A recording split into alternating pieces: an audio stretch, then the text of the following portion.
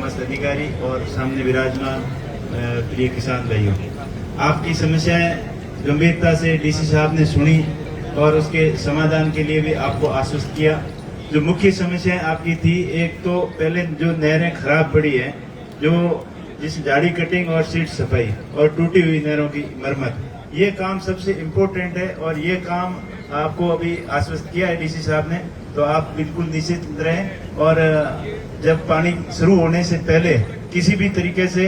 चाहे फंड की व्यवस्था करके और मुख्य नहरों की आपकी साफ सफाई करवाना और टेल तक पानी कैसे जाए, उसके लिए भी आपको आश्वस्त किया है। और दूसरा, जेजेएम से कटी हुई पाइपलाइनों को भी ठीक करने की आपकी मुख्य समस्या थी, उसके बारे में भी आपको आश्वस्त किया है। मुझे आशा है कि ये आपके सारे काम जल्दी हो जाएंगे। और दूसरी, आपकी जो पनोरिया वितरिका है, पनोरिया की अभी सरपंच साहब बता रहे थे मुख्य समस्या है कि वहाँ पानी जा नहीं रहा है, तो इसके लिए भी एक विशेष आगे 1-2 महीने बाद में आप गुड़ामाला वहाँ राम जी का गोड़ आके एक मीटिंग लें, तो इस सीजन में आप क्या ठीक कर सकते हैं वो ठीक करें और अगली सीजन तक उसके लिए पुख्ता इंतजाम करें। और दूसरी सबसे मेन समस्या है कि जो नहरों की निर्माण हुआ है, ये सरकार चाहे किसी की रही हो, पिछले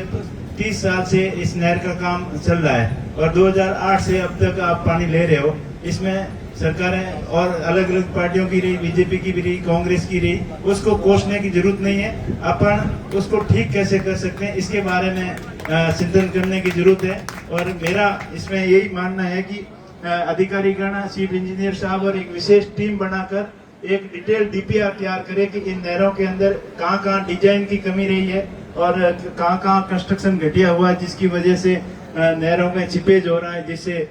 खेतों के अंदर दलदल हो रहा है, पानी ज्यादा जा रहा है। और कुछ जगह डिजाइन जैसे लेवल मेंटेन ठीक नहीं हुआ, उसकी वजह से नहरें खराब हो गई, उसका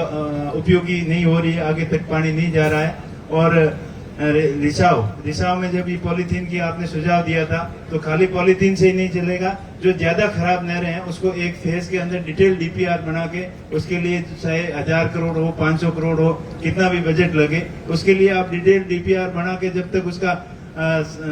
स्थायी समाधान नहीं निकालोगे तब तक ये समस्या आती रहेगी। इसका न तो अधिकारियों के पास में समाधान है, न किसानों के पास में समाधान है। इसके लिए एक ही उपाय है कि इसकी डिटेल डीपीआर तैयार करके और इस नहर को कैसे ठीक किया जाए ताकि टेल तक पानी जाए और जहाँ ज्यादा पानी आ रहा है उन किसानों की भी समस्या का समाधान हो। धन्यवाद।